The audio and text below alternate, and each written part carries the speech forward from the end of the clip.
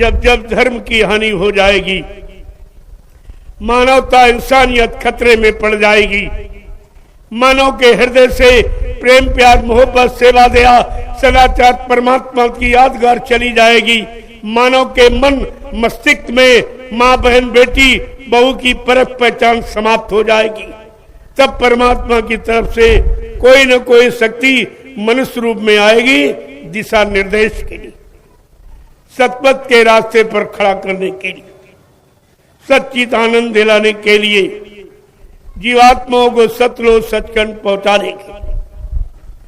आपको तो इतिहास को संभाल के रखना चाहिए, क्योंकि वर्तमान युग बिगड़ने न पावे, किसी का विनाश न होने पावे, सबका कल्याण हो, सबका उद्धार हो, सबको सच्ची सुख शांति मिले और सब मानव शरीर में परमात्मा का ध्यान करें, भजन करें, सुमरन करें, पूजा पाठ करें, यानी मतलब ये सब।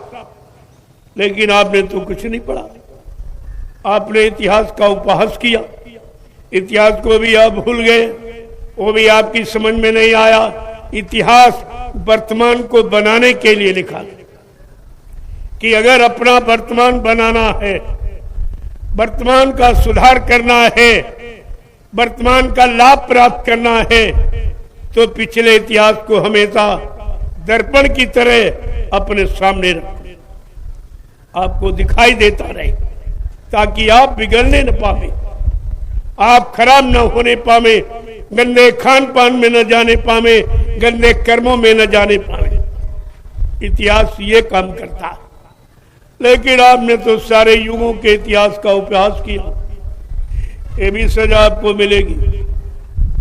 आपने सजा पाने के सिवा न कोई काम किया है और न कोई काम कर रहे हो,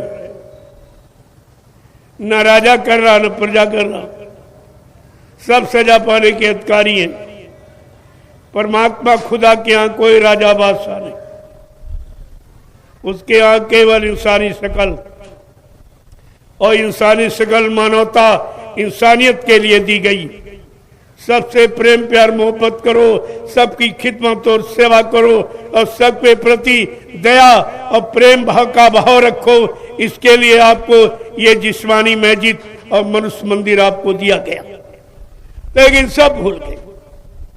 किसी को यह नहीं मालूम है कि मनुष्य मंदिर किस काम के लिए मिला, न किसी मुसलमान को मालूम कि ये जिस्मानी मस्जिद हमें कोई खुदा ने क्यों दी है, किस काम के वास्ते दी, क्या क्या करना क्या क्या नहीं करना, इसकी जानकारी के लिए दी।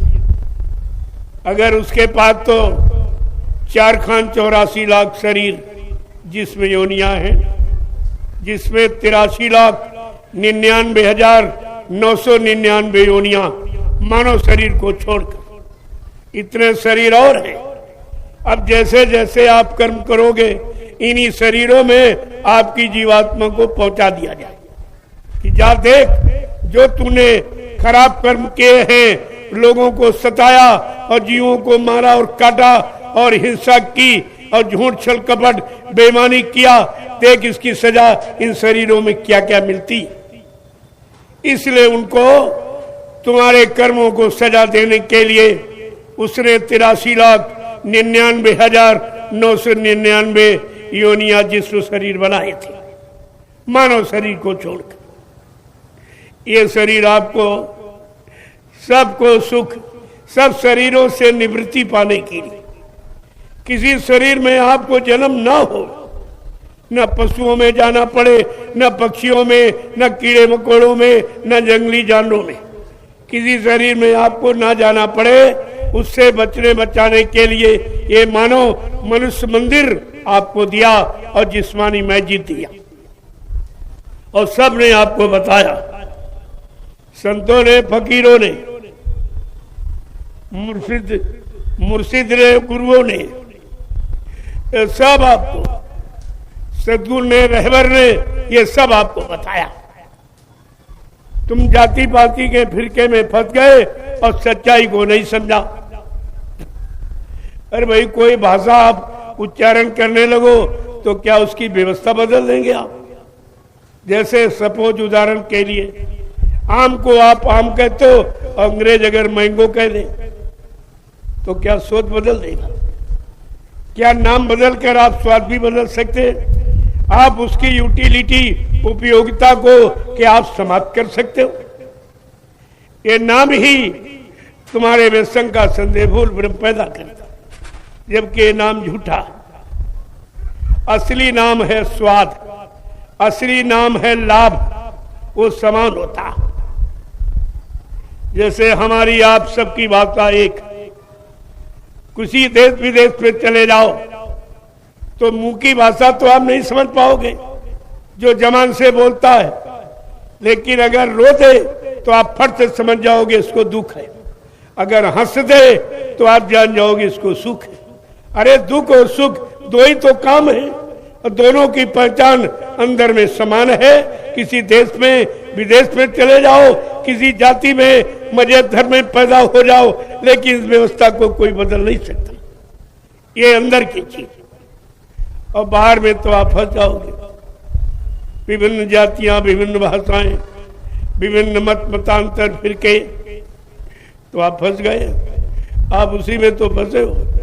अगर संत महात्मा फकीरों की भाषा को आप समझ लेते, पढ़ लेते और अपना लेते, तो आज इस फिरकों से आप सबसे अलग हो जाते और सबको अपना मानते, और सबके प्रति आपको प्रेम होता और दया होती, कोई जीव होता।